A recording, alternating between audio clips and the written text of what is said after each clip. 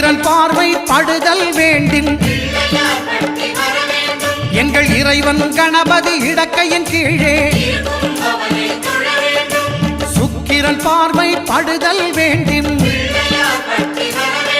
எங்கள் இறைவன் கணபதி இடக்கையின் கீழே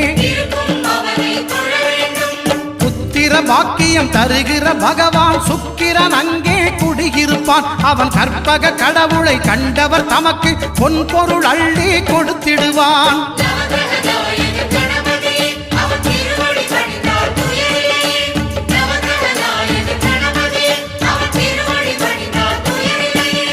ஒன்பது கோளும் ஒன்றாய் காண அங்கு கற்பகம் என்னும் கடவுளின் மெய்ய